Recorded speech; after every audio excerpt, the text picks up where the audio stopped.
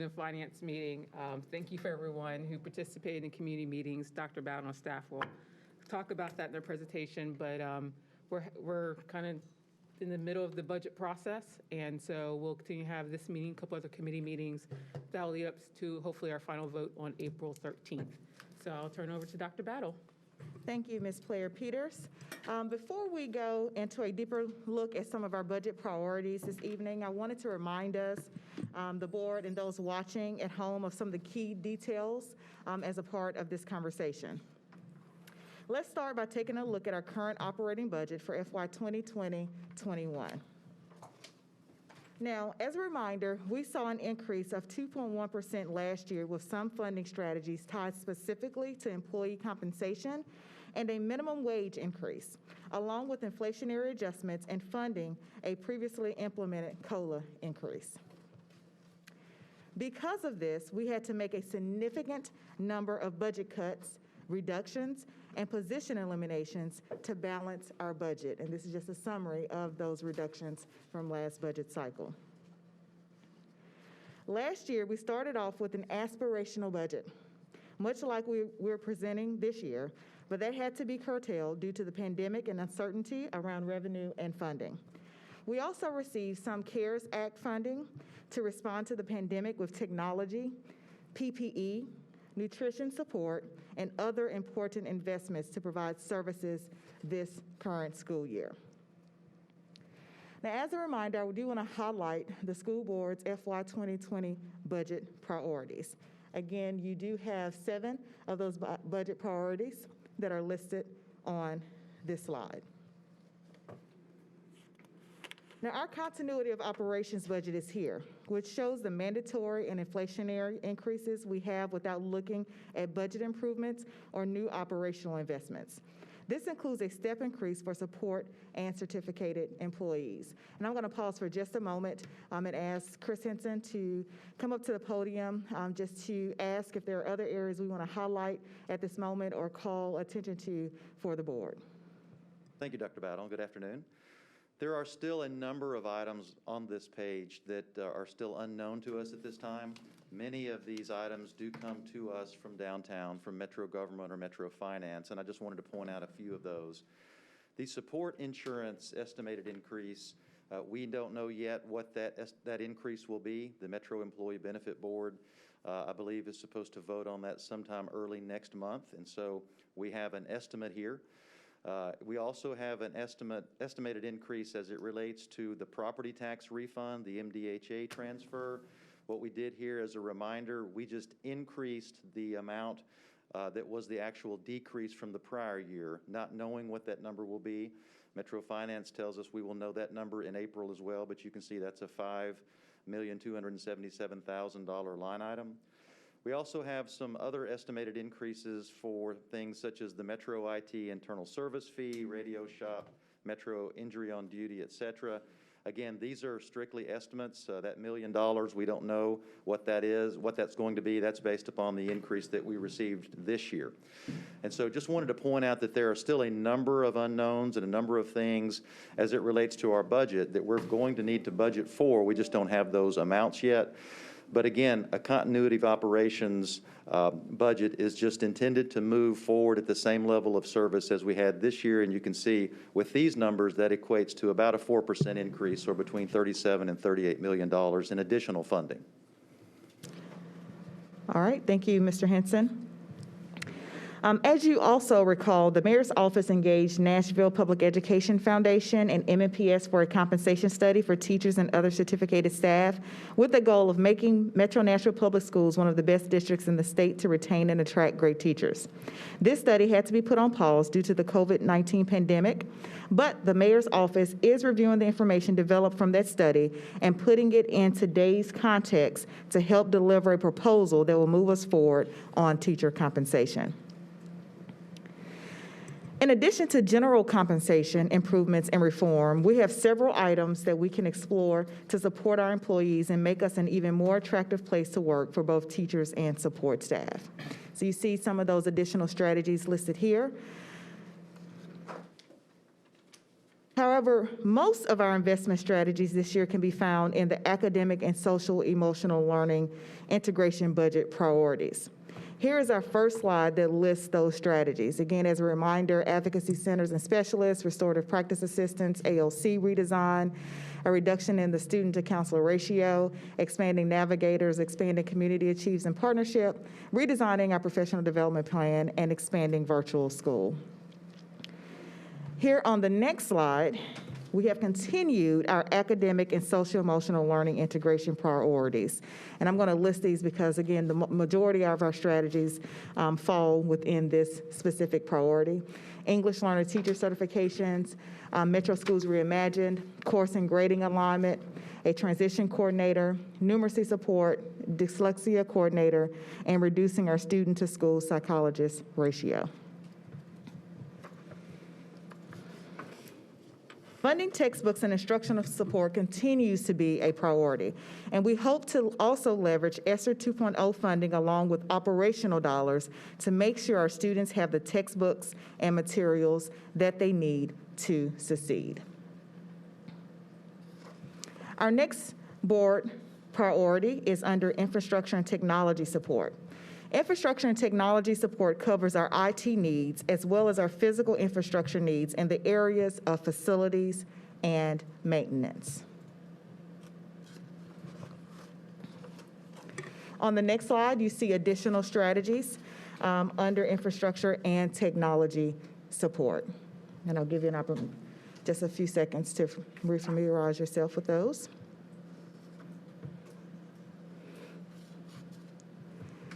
And as we move to the next board priority, I just want to put this on our radar that our climate and culture is very important to a successful operation, and the HR department is critical to making for a positive one.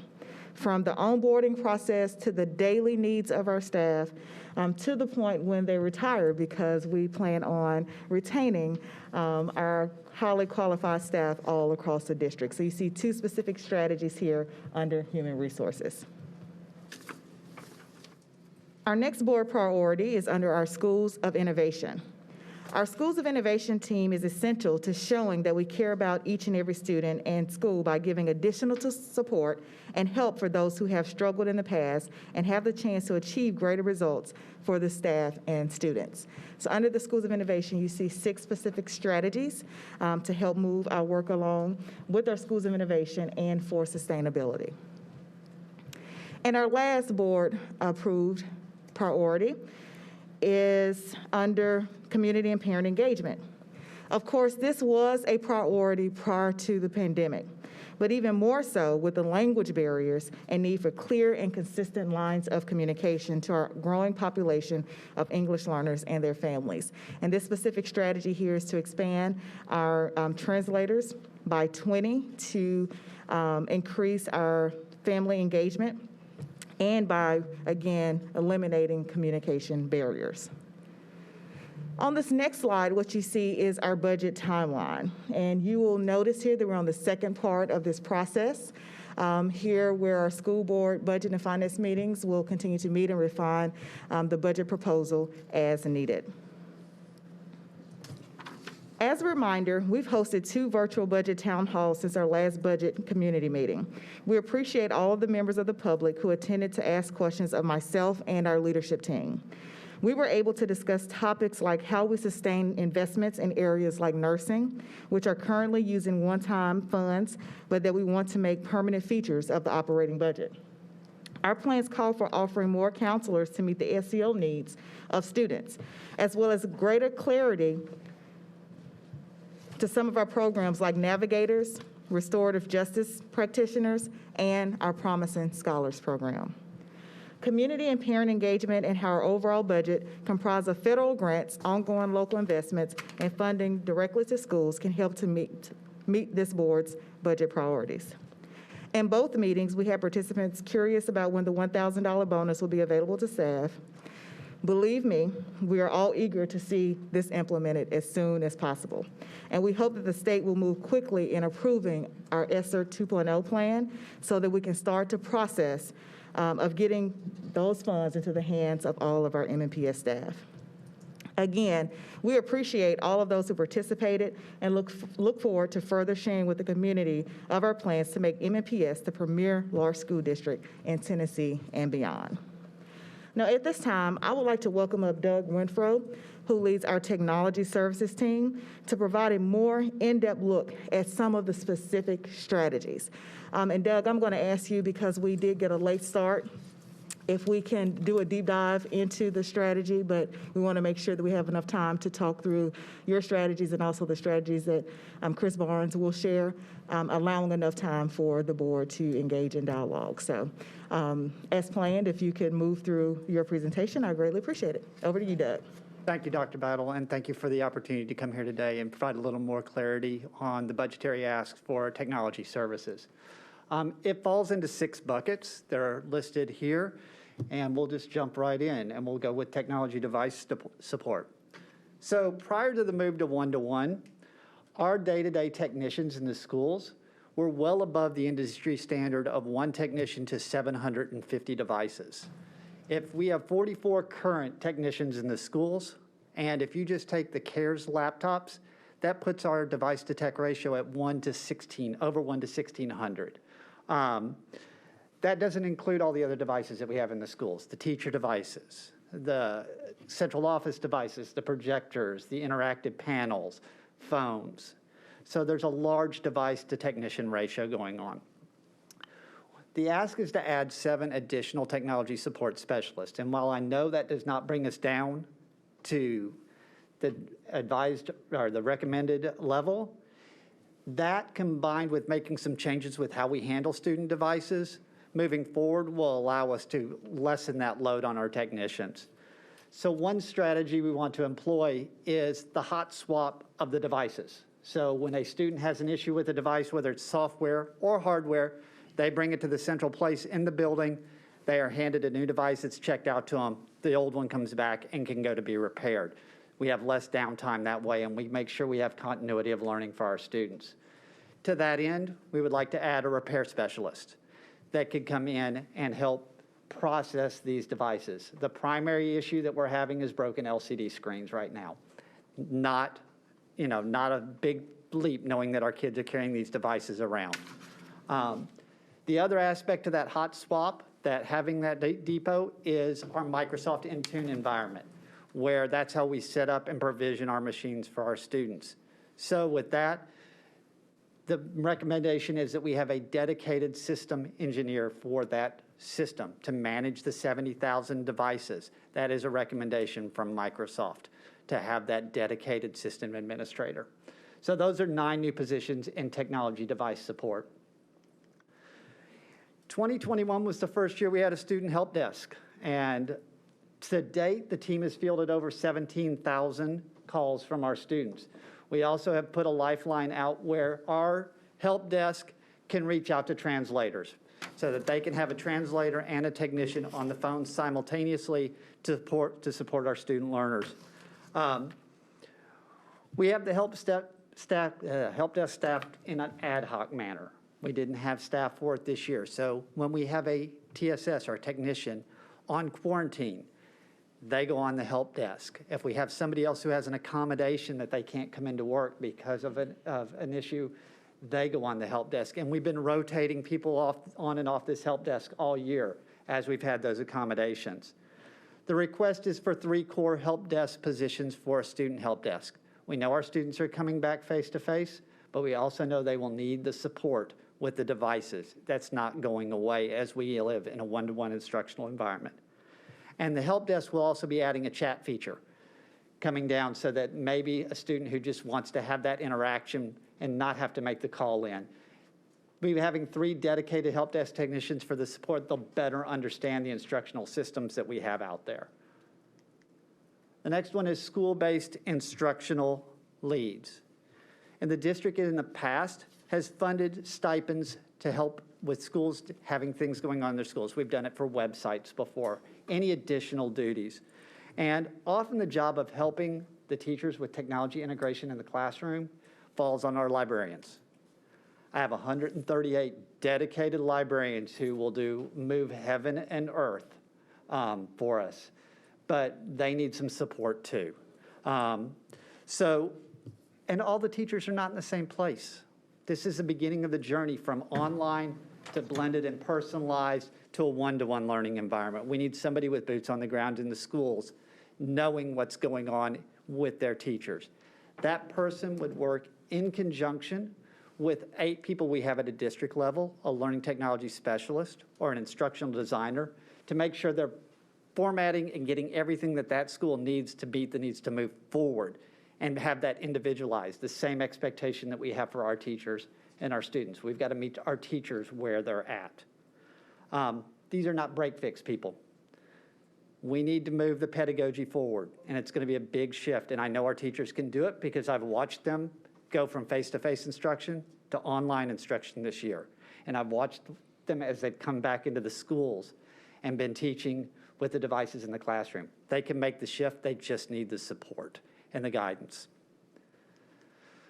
Student device refresh. We made an historic investment. A year ago, we were not even on the thought pattern that we were going to be a one-to-one district. It's just we've moved heaven and earth to get devices in the hands of our students. But it takes planning, it takes money, and it takes preparation to stay in this one-to-one environment. Again, we have devices in the hands of all our students. We bought a device for every student. We need that stockpile of devices at the school so when something goes wrong, they can come in and switch that device out and go about their day, again, having that continuity of learning. It takes time to process these devices. And we know, again, everybody has bought devices. Everybody will be buying them again next year. So we need to start the process of getting those ordered now or as soon as we can. Historically, devices have been purchased with capital funds or school-based federal funds. Capital funds is a fluctuation that we can't plan for each year. So one year we may ask for 20 million and get 5. We don't know. So planning on a big device purchase that way is really will hamstring us. So we really need to talk about moving this into an operational. It is just another piece of equipment that we need to have an engaging instructional environment. TCAP is going online next year. And it'll be nice to not have to sit there and have that planning point of when can I get the cart in order to do my TCAP testing. We will do an online verification of TCAP testing on April 1st. And it'll be the first time we'll stress test it. Teacher machines, I want to go back. That is a 3-year refresh cycle for student machines because we want to make sure that their batteries are up to date. Devices get better every year. So we want to keep good devices in the hands of our students. At the beginning of the year, we found out that teachers really needed a beefier machine. We had historically given teachers the same devices that we had given our students, and we found out quickly that the load on that device was heavy. And I like to tell the story because I was out there giving out the devices to the teachers. I had one come through, check out the device, pull over into another parking spot in the parking lot, and then teach his class. And then came back to tell us, this worked wonderfully.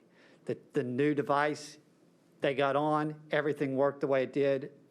The teachers were very happy with that new device we put in their hands.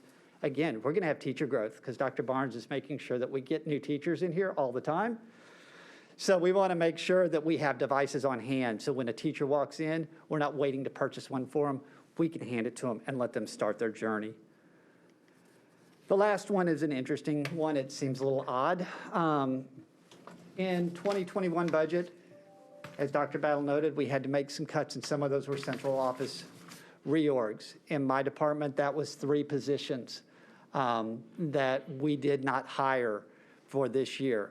A business intelligence developer, that's the person who takes all those databases and makes sure that they talk to each other and make sure we have communication between all of our systems. A solutions architect is the person who helps us map that so we make sure we have those successful communications. And then the project manager, it takes a lot to roll out a one-to-one environment, and we need to make sure that we're watching it. The same goes with construction plans. We use project managers all over the place. And these roles are key to ensuring the continuity of the services that we have, like R12, Infinite Campus, and our data warehouse that is heavily used, and making sure that they keep up and running throughout the 21-22 school year. And I know I went through that quickly, With that, I'm going to hand off to Dr. Barnes. I'll try to be just as fast. Good afternoon. We appreciate the opportunity to come back to you and talk a little more about the teacher salary study and the analysis for review about the budget priorities for this year. As you know, an updated salary schedule addresses all the core tenets because it really goes to the essential needs of the teacher workforce that we have. Obviously, teacher compensation is number one on the list for us this year. And I wanted to focus our attention a little bit on the timeline that we want to build to reflect. The expression is a journey of 1,000 miles begins with a single step. Starting with a certificated teacher pay scale does not mean that we don't need to address other pay scales as well. So this is the first step in a longer journey. However, we want to make some significant down payments in the increasing the teacher salary schedule to reflect their value to the city, provide other employees the cost of living they need, increase that they need, and then continue to look at other sections of our workforce until we've addressed all of them in the upcoming years. On the bottom of the sheet, I've included for you the cost of a step increase and a COLA increase, and we'll talk a little bit about that as we go forward into the presentation. Obviously, you see that in addition to general compensation improvements and reform, we've also got several items we'd like to explore for just increasing and making this an attractive place to work. Things like expanded staff development, recruitment incentives, all go towards helping us improve our overall salary schedule for teachers. If you've seen our salary schedule before, it is a traditional, what's called a step and lane salary structure. There are 5 bands. It starts with bachelor degree, master's degree, master's plus schooling, EDS, and doctorate. The salary range has 28 steps in it, and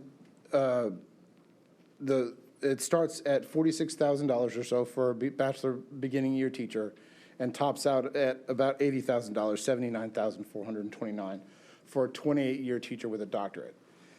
However, remember, to move up the salary schedule using schooling, it does take additional costs and additional work to go back to school to obtain those degrees. There are several ways that teachers supplement their salary through coaching, tutoring, extended day options. However, we want to remind everyone that these should not be considered part of a teacher's base salary. One example would be, a lot of these would be examples to a teacher working a second job. A football coach puts in countless hours on the weekends and on Fridays and throughout the week. That's really considered a second job. That's not part of their base salary structure. MIT, and we took this from ERS, the company that's working on the salary study. ERS and MIT do something called a living wage calculator that's based on where you live and the cost of living for those places. And it will operate and give you what an average salary schedule needs to be for someone to make a living wage in Nashville. Some of the updated numbers you can see here.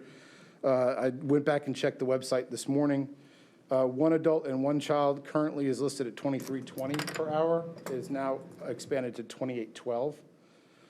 2 adults and 2 children right now is listed at $24.54. It's actually at $30.61 an hour now.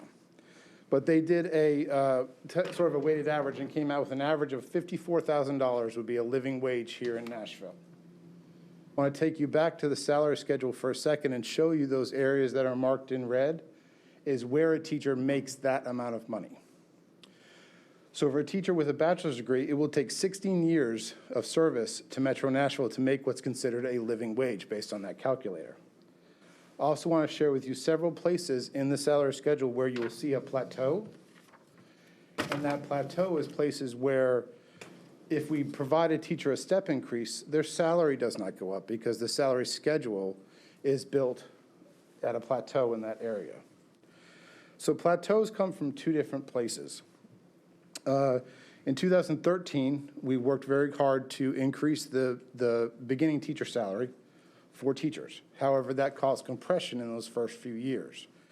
And in the past several years, in 2014, 15, 16, 19, and 20, we did not fund a step increase. So a step increase moves an employee down the scale. The cost of living increase moves the entire scale up to the new salary. So it's essential that both of those continue to get funded because when you don't fund a step increase, it creates sort of a plateau in the salary schedule.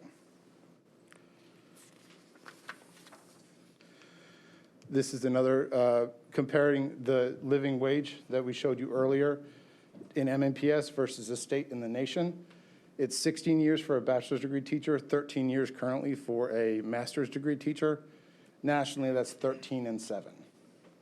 And then in the state is close to ours, but not the same.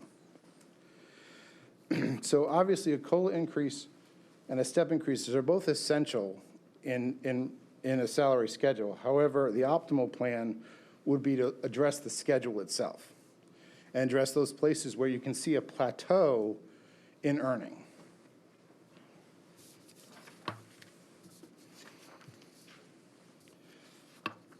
Helping us achieve our focused outcomes in our signature initiative is based on being able to pay our employees a wage that makes this job attractive. Beyond all the work that we do to embed things like empowering and equipping all leaders and eliminating inequities, at some point in time, we have to address the salary as well.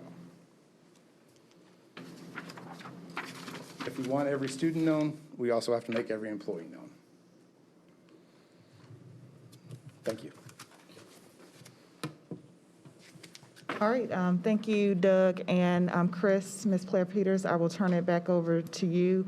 I'll just note that we did focus in on just a couple specific strategies during this conversation. We will, in a similar fashion, unpack several other strategies during the director's report later this evening.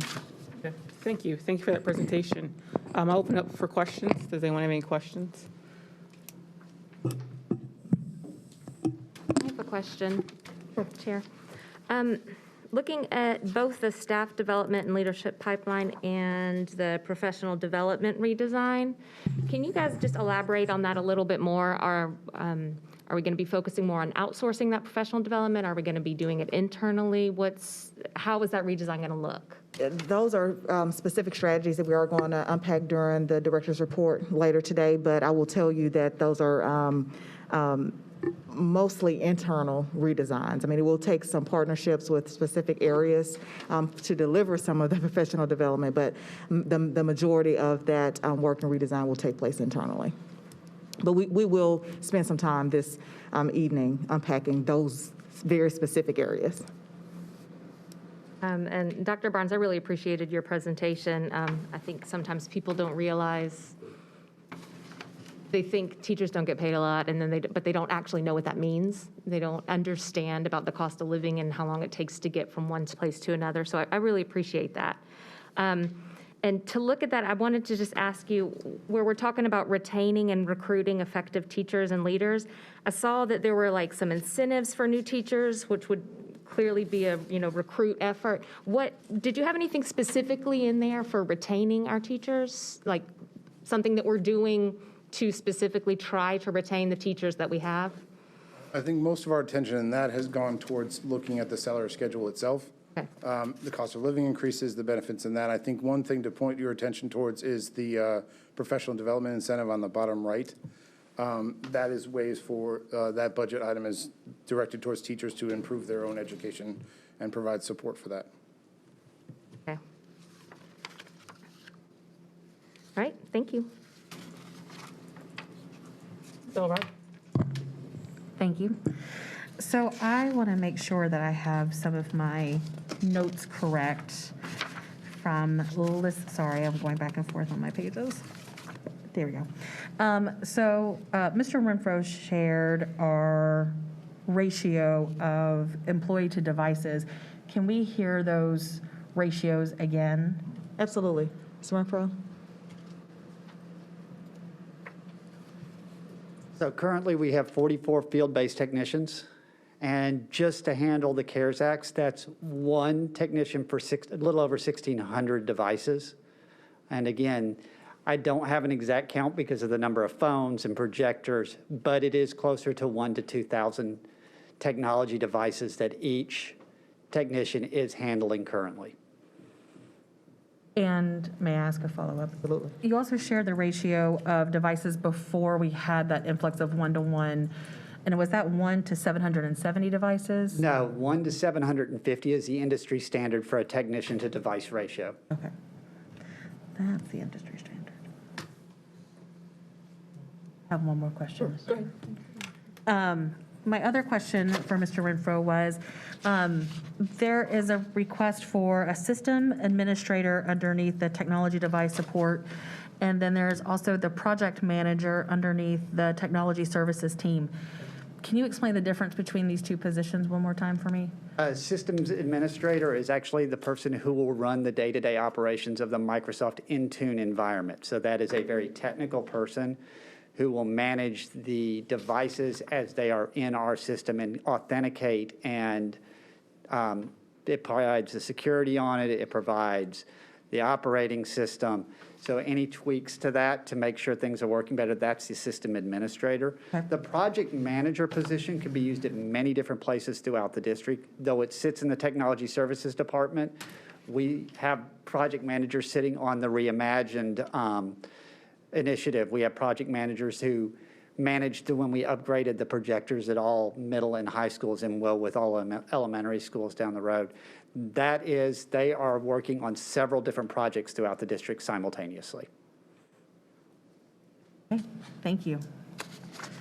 Ms. Walker, Ms. Fufu Walker.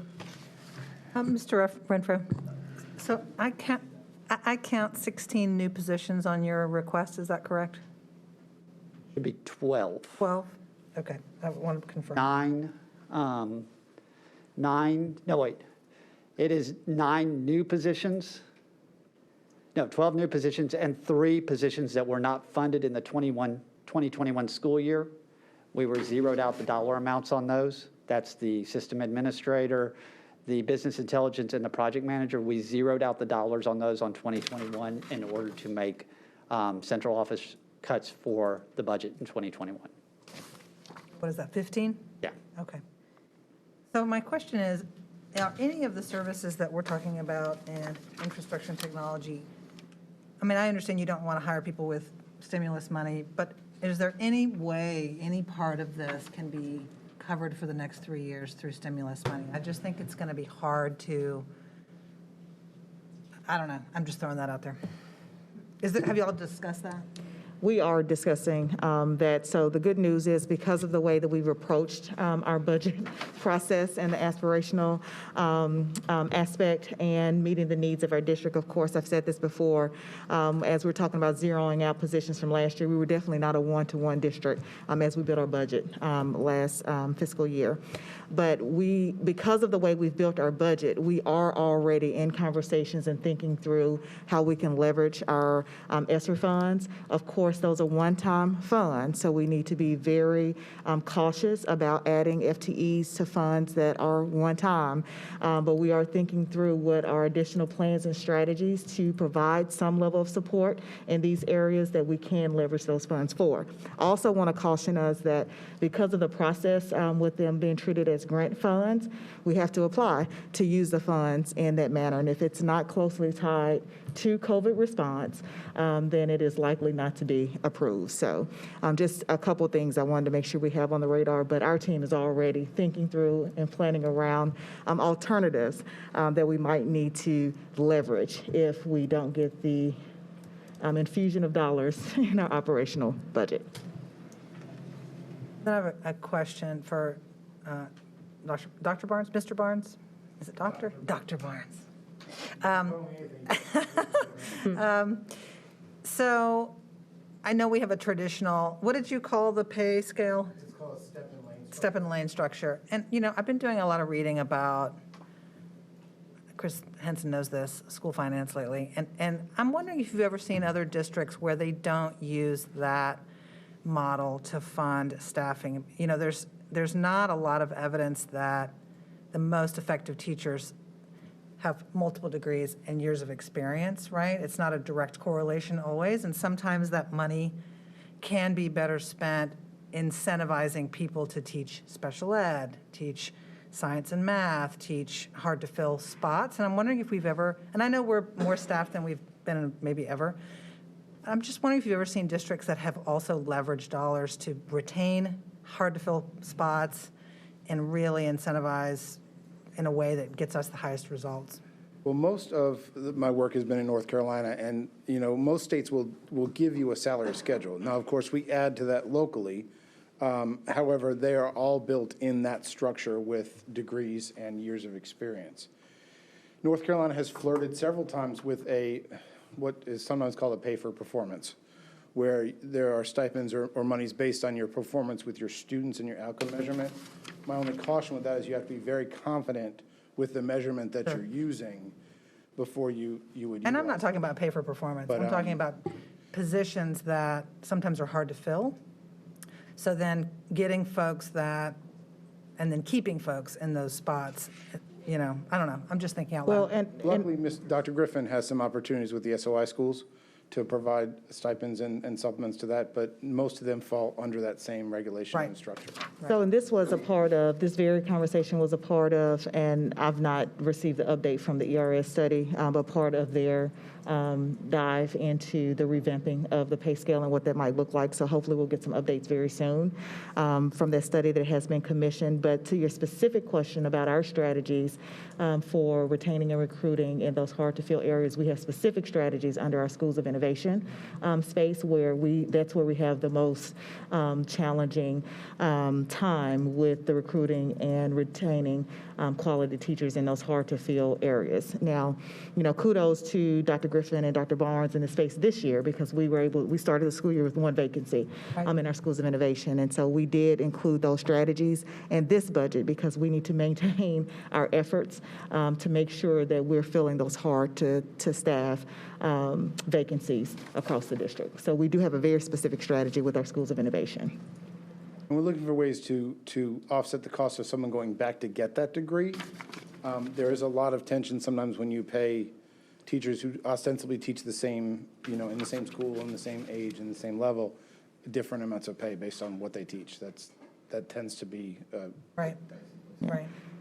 I mean, I get all that. It's considered, I don't want to say controversial, but it's hard to change these structures that have been in place for so Correct. long. But, it is, there is a lot of, research around the fact that, teachers will go and get a master's degree. It could be any master's degree, and it doesn't necessarily make them a better science teacher, reading teacher, Correct. but they make more money nonetheless. So there's not necessarily a correlation between the advanced degree and improved instruction. Correct. And so I just think maybe it's a philosophical conversation, but I just think it's something that I think it's something that is in the field, that is under discussion in the field. And it is nice to put in a plug for National Board. That is a very Right. self-reflective That does show process results. Yes, that does, that yes. does also recoup itself. Oh, Dr. Gentry, and then we'll go to Mr. Little, and then we'll go to Ms. Tyler. So just curious, first of all, the salaries that were shown in all the areas for the new positions, are those the base salary or do they include benefits? The overall number, and I just know from mine, includes benefits as well. Okay, so They all are the same. all of them? Okay, all right, that's good to know. So this is probably a part you, part Chris question. And I'm about to be real petty. So Christian, you don't have to today, Ms. Bucks. I got this. I got it. So I always feel like when we have this conversation that we are trying to address the symptoms of some bigger unaddressed things, right? Fully funded BEP. We don't have the dollars to do what's necessary and do what's right and do the things that we want to do to incentivize, to retain. And so I just want to make sure that we contextualize, right? So we start the conversation here when actually the conversation starts way over here. We don't have the money that we should have. It has not become, teacher salaries are not a priority for the state, right? They're not a priority at a lot of other levels, although people are trying. So that we're trying to make do with less than is needed to pay appropriately, to retain, to incentivize, and things of that nature. So now here's where I get in a little bit of trouble, right? So you make the statement, and this is where I reconcile the professionalism of the industry with what happens in my world, right? And so, yeah, we have people with the same position, same title that don't make the same amount of money, right? Because of outcomes. And, that's the philosophical question is really, how do we start to pay not the title of teacher, but the teacher for the impact that they're having in the district? And so I don't think it's an either or. I think it's a both and. We've got to have the right amount of money, but then we also have to pay at the level for the job that we are expecting to get done. And that's beyond, again, remember we had one of the strategies was going to be paying teachers who just come to work every day. That's not what we pay for, right? We're paying for an impact, we're paying for the performance, we're paying for the outcomes that a teacher is actually providing for us, right? So, I think about some of the leadership courses, and we have this concept in one of our classes that talks about what's in a person's denominator, right? So in their total life experiences, in what they bring into any situation and scenario. And everybody's is different. Everybody's is different. And so I think we have to get to the point where we're paying that teacher for their contribution to the goals of the district, the goals of that school, the outcomes that are being realized in that classroom. But it still has to start way before here, again, because we're trying to, make a dime, something out of 15 cents? It was a nursery rhyme or something. Yeah, something like that. Yeah, there you go. That's what it was. It was Tupac. Now, we're about to all get in trouble. Yes, I said it. Tupac. Yeah, that's what we're trying to do. And it's unfortunate that this is almost a cyclical, dead-end conversation every time we have it. And that's where I start to get really, really irritated, because sometimes it feels like we're having a conversation just to say we care about teacher pay, knowing we don't have the resources necessary to demonstrate that we care about teacher pay. And it's got to get elevated. And if we talk about advocacy, I can't imagine beating this drum louder or more often at the state level, because we don't have the resources necessary even to make that scale look differently, because no one's going to wait 16 years. Because again, the statement you made, it takes 16 years for someone to make a living wage to live in Nashville. 16 years from now, that will not be the living wage. So 16 years from now, it'll be the same conversation if something bigger and more fundamental doesn't change. Little. Yeah, and I'll add on to what Dr. Gentry and Dr. Walker said. I'm sorry. You are today. Yes. What I feel like we're talking about focused investments, and for the past year, I've been doing Robinhood, it's a little app on your phone, and I see my investments. So when I put it in Tesla, right, it goes up. The more money I put into Tesla, the more money I get. The more money I put into Zoom is actually went down.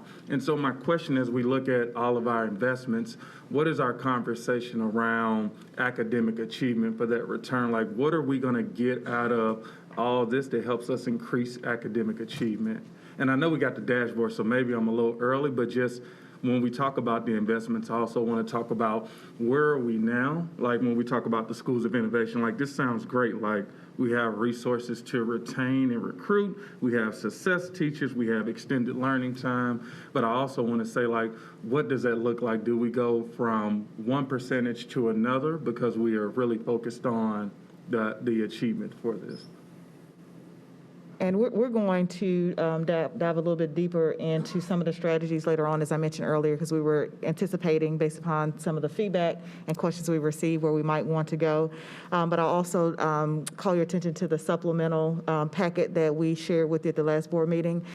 Part of our planning and intention was to create a theory of action behind each one of these strategies, so that we can be very clear around where we're starting, and based upon these focus investments, given the board's priorities and the strategies, what we expect to see as the outcome of each. And so you're going to see some more of that as we continue in this conversation. But if you ever just interested, and there's 100 of these strategies on there, feel free to, and I don't have it out right now, I would just reference it right off.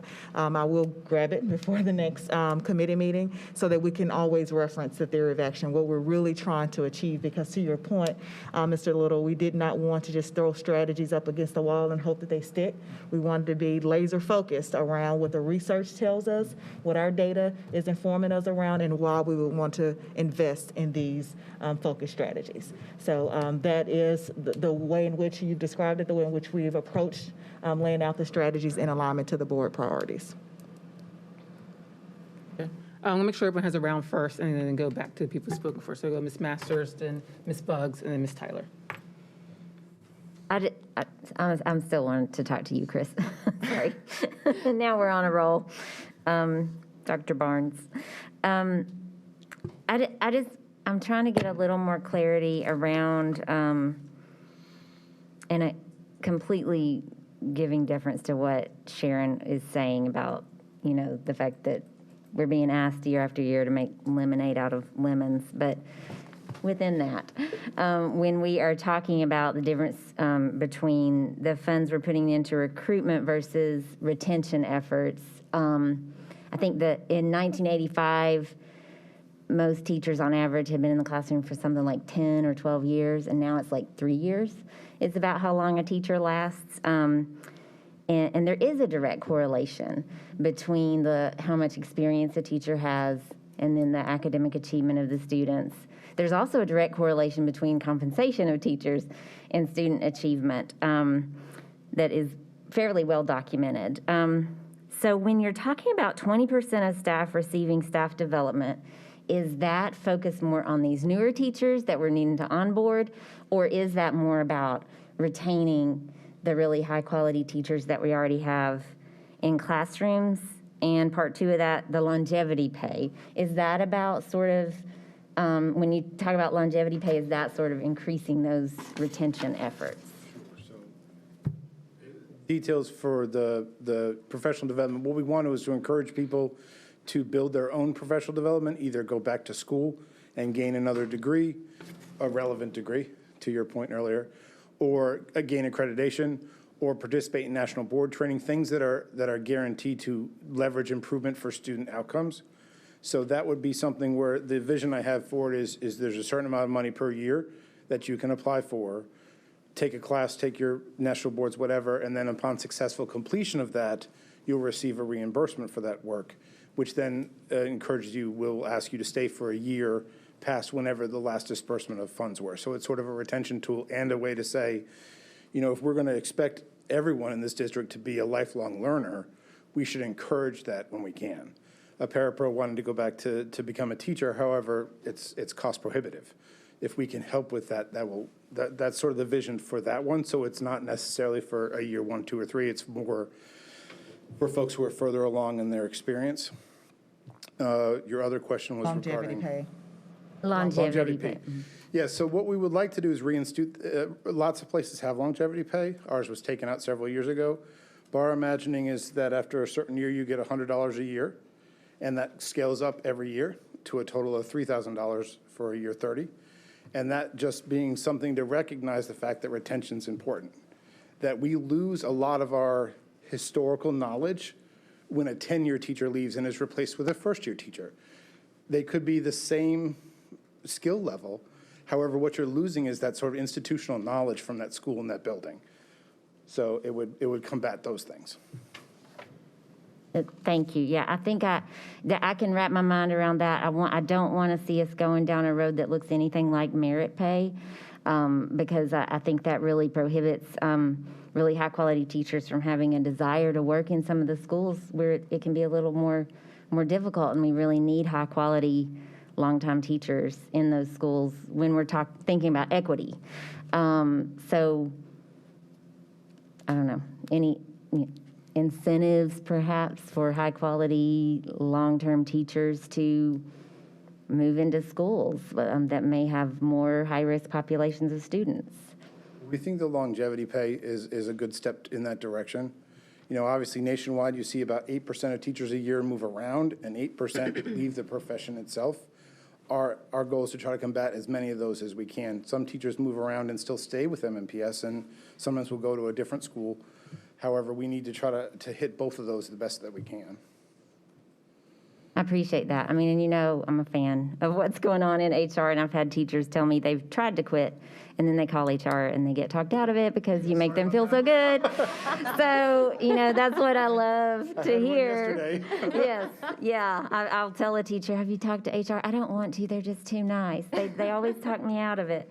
But it's been a rough year for teachers, and so I think to show some love to those longtime teachers who may right now be saying, I'm out. 20 years and I'm done. COVID did it. If we can put a lot of emphasis on hanging on to those teachers, I think we'd get a lot of return from that. All right, Ms. Bugs and Ms. Tyler. Thank you. Mine is more kind of an existential conversation. It's just the way that we talk about education, the way we talk about educators is what ends up not only diminishing the professionalism of the profession, like it diminishes who we attract, but it also, you know, it tears down retention. It tears down the view of public education. And I think I remember talking to you, Mr. Little, right before you got on the board, just about capacity and around the capacity of schools. Dr. Gentry changed my life when she reminded me schools are where community issues bubble up. So we are literally tasking our educators with being and doing everything. That's not to say that parents aren't doing a good job or working hard. That's not to say that community supports aren't offering their best. That doesn't mean that partners aren't doing as much as they can. But we don't have a conversation around educating other people's children in a way that says we need to invest. The idea that we can literally have people that are paying for their children to go to private school look us in the face and say $11,000 is just too much. It's just too much for you all to invest in children. It's just too much. What do you think we can do with that? And so I want us as a body to be in the community reminding everyone that schools are where we are supposed to be trying to tackle the world's ills. This is where we're supposed to be tackling equity, but we don't tend to. And it's not that I'm going to always say that we need to invest more in teachers. I was a teacher that left not just because of the pay, but because it got to be too much. There were too many things happening. There were too many things I was asked to do because we were having to combine so many different roles. I had a phenomenal principal. That's the only reason I even lasted the full year. I almost left in December, to be honest. And so I think as we are in this litigation with around the BEP funding, I want to remind us board members that we have got to be very intentional and thoughtful with all of our communications, the way that we talk about it, because the state is looking to pick us apart based on things that we have said. And I mean we as a general board historically, the things that we have said and done to our schools, the things that the community has said and done and the way that they view us is all going to impact this BEP litigation.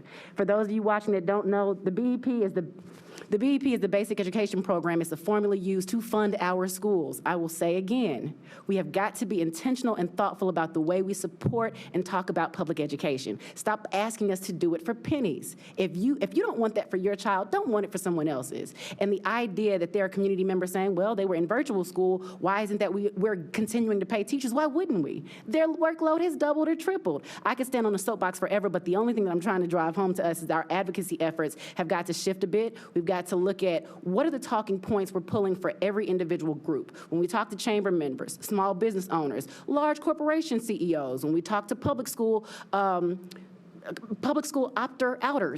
when we talk to educators, when we talk to parents, how are we making sure that they understand that my child, her child, your child, his child, their child are all being educated at $11,000 per child? While they're, there's so much to say here, but our advocacy efforts have got to be ramped up in different ways, and we will never have the conversation around teacher pay that we really could because there's so many other factors that are being pressed upon that we can't fund either, or that we're not being allowed to fund. So I can't even think about merit pay. I unfortunately can't even think about what are we paying our level 5 versus our level 1 teachers, because I know that they need more professional development. I know that they need more paper. I know they need literally more capacity in their schools.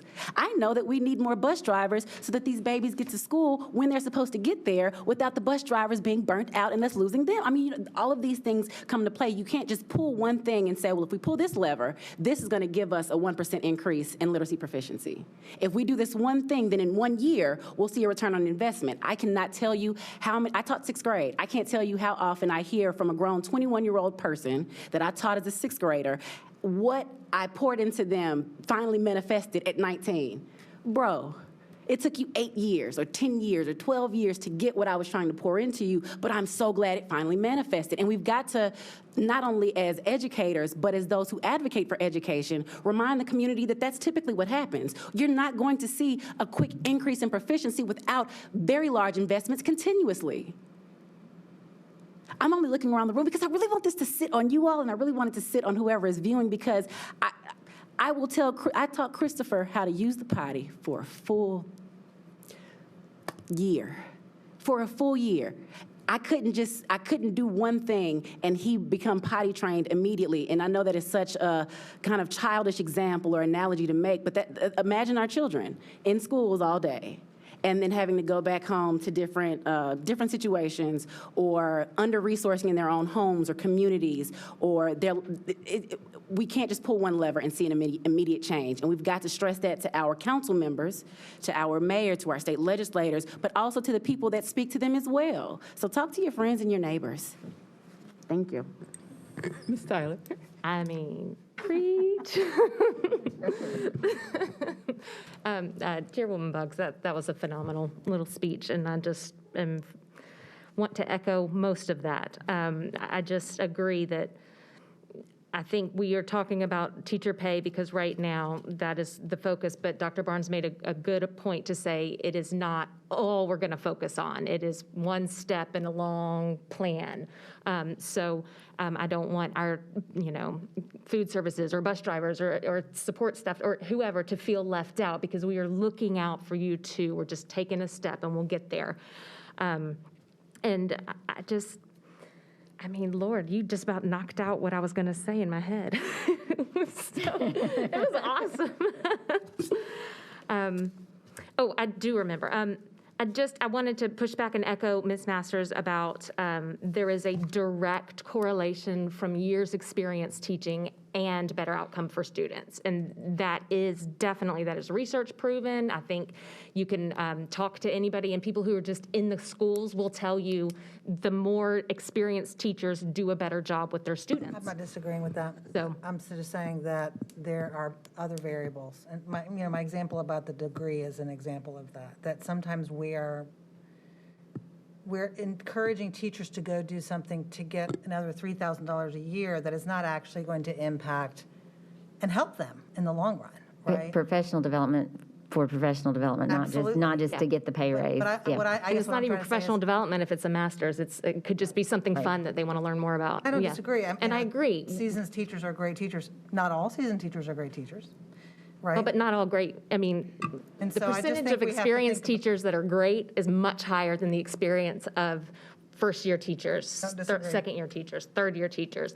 And so I really think that focusing on retaining those high-quality teachers, keeping them in the right schools that is a good fit for them and the school, that is what's going to make the difference. And I know, and it's going to take more than one thing to keep them there, but that one thing, keeping them there, is going to make a difference. And we will see movement in our outcomes and what our students know and the type of citizens they're going to become as they graduate and move out into the world. So if we have a district that is full of brand new teachers, we are going to struggle. We must also focus equally, or if not more, on retaining our high quality teachers. And I'll leave it there because we're over time. A few minutes. So Ms. Elrod and Dr. Gentry. Thank you. So lots of good discussion. I think to try to put a bow on it, from performance management experience, it just makes sense that you try to retain your teachers. Not only are they historically the highest performing, it is also just cost effective to not have to retrain new teachers. So performance management would historically say that not only do you not lose that historical context and knowledge, but you have the most experienced, most likely teachers to go into a position maybe, or transition into a position that is hard to fill, or that they would have the highest success on whatever we want to measure them on, those kinds of things. So I am glad that we are trying to take a multi-tiered approach on not only recruiting teachers, but retaining our teachers, as once again, retention of our teachers in my opinion, is the best way of continuing having ongoing learning increases, and also our workforce and continuing to have it fully filled. To that point, it is important for us to, the great point that Dr. Gentry made of, again, we are trying to, of course, do these multi-tier supports, not only whether it's through their salaries or through ongoing education, through the funding that we receive, which unfortunately continues to be very lackluster for decades from the state. And so, as you likely know, but I'm going to ask if it's okay if Mr. Henson reminds us, what is the percentage that the BEP affects those salaries, and how does that turn out? I know it's a very convoluted equation, and I think that it's probably going to be helpful for us to remember it, what that 4% actually looks like. It's 4% on what percentage of our teachers, which averages out to be about how much money, if we can have that memory, since we've talked about it a little bit here. Thank you, Ms. Elrod. Mr. Henson. Thank you, Ms. Elrod. So the example that you gave as far as a 4% teacher raise, what that actually means is that there would be 4% added to the instructional personnel salary unit cost. I know that was a lot of words, in the state's funding formula. The current instructional personnel salary unit cost is $48,330. That's what's included in the BEP funding formula for all instructional personnel. So that's not just teachers. That includes principals, assistant principals, instructional supervisors, et cetera. That $48,330 that's included in the state's funding formula, the state funds on average 70% of the instructional category within its formula, on average across all 146 school districts across the state.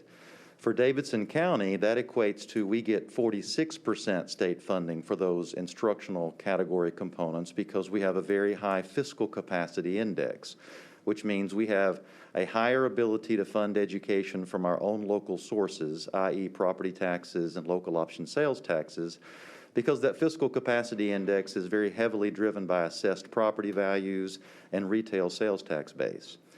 So that $48,330 that's included in the state's funding formula for all instructional personnel, that amount compared to what school districts in Tennessee actually pay for instructional personnel, there's about a $5,000 gap. There is over $53,000 is the average instructional personnel salary for school districts in Tennessee, and that's always a year or two behind. So it's not looking at what's being paid in Massachusetts or California or some other state. It's actually what school districts in Tennessee are paying for instructional personnel, and that averages over $53,000. And so you have this over $5,000 gap per position that's being funded through the funding formula, and that doesn't even take into consideration the fact that the funding formula doesn't provide enough teachers. It doesn't generate enough teaching positions for school districts to meet class size requirements that are set in state law. I know I said a lot, but if you want me to expand, I can, or I know we're running late. That was helpful to help us have that umbrella knowledge. Thank you. Dr. Gentry, and you'll be the last speaker. Yeah, because I had nothing really profound to say, other than, maybe I'm missing the point of the back and forth right here. My bigger point is a teacher should not have to go to work, do what they do all day long, have their own kids at home, and go and get another degree just to get $5 more in their paycheck. That's the bigger point for me in that step scale, that I have to go back to school, take more time out of my day, more energy that I do not have, more time away from my family. More debt. And incur more debt potentially, just to get pennies, relatively speaking, in my pay increase. That's, to me, is the bigger takeaway there. We've got to fix that. We've got to honor the work that's being done at the level that the work is being done, and not require a degree, to Ms. Pooper-Walker's point, that may not have anything to do with my job, just so that I can get a bigger paycheck. That's my point. Thank you. I have one quick question about technology specialists, about hiring the positions. Are these salaries going to be comparable enough to get quality people, given the tightness or the competitiveness of the IT market, probably given now the pandemic that more people are going, there's more bigger demand because more companies are doing virtual. Are we be able to hire and recruit quality people at that level, given that we're naturally the private sector and competing with the public, we're the public sector competing with the private sector. It is a very real issue that when we're competing for IT salaries, that we have a hard time competing when you're talking against the private sector. The technology support specialist position is considered almost an entry-level position. It is where we get a lot of people in. We do have a pool of candidates that are actually waiting to have a job with MNPS, and then they work their way up through our system. That is also how we build our capacity as that group learns. Again, we talked about that historical and that institutional knowledge. We want to keep them here, retain them here, and have them grow into new positions in the Technology Services Department. Great, thank you. You're welcome. Just thank you, everyone. We're going to wrap up so we can go into the governance committee meeting, but just thank you for the kind of robust discussion. We'll continue to have this discussion. We'll meet next week, because obviously by discussion and questions, there's more things that we probably need to flesh out for the next budget meeting on the 30th at 4 p.m., I believe is the time. Don't quote me on it. I'll confirm it during the announcements. But as we said, I think this goes back to the overall question that Dr. Gentry meant. If we're going to invest in our children, it costs money. We have taken haircut after haircut after haircut over year after fiscal year after fiscal year, and we're at a part where we really need investment. And going back to Chair Bugg's comment about advocating and joining the board to collectively advocate, not on the state level, but on the local level, to make sure that if we're going to have a vision of our children from a community standpoint, from a county standpoint, that we also have to invest. As we see in higher education, the cost of expense and inflation that happens there, we're not immune to it here on the local level. So as we go through these budget discussions, as we talk about the positions that need to be filled, the cost of, please think about that as you go talk to the mayor's office, as you talk to the council office, and talk to your state reps and state senators about the effects that it has in funding education. Our main job is to fund, is to educate kids. And then we're asked to do things to wrap around those services, but to educate children at a quality level, to have quality data, to have quality professional development, to retain, it costs money. And we wish it didn't, but it does. And we have to have business with the private sector. They pass their cost to us. We're not immune to that. So there's a natural cost of living to our budget overall that we have to deal with, besides getting new funds to fund the things that we need to for either more academic advancement and then infrastructure advancement, as we've seen. So thank you for the discussion. I adjourn the meeting. I hand the gavel over to my chair.